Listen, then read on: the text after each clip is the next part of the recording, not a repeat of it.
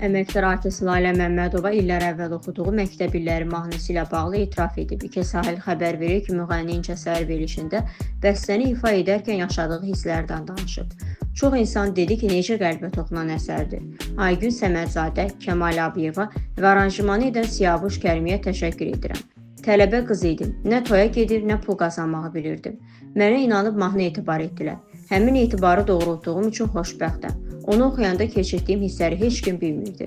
Doya-doya yaşamadığı məktəb illərini, ölüm xəbərini aldığımız şəhidlik zirvəsinə yüksələn məktəb yoldaşlarımızın ağrısını, acısını mahnını oxuyanda dilimə gətirirdim. İndi onların da ruhu şaddır. Qarabağ bizimdir.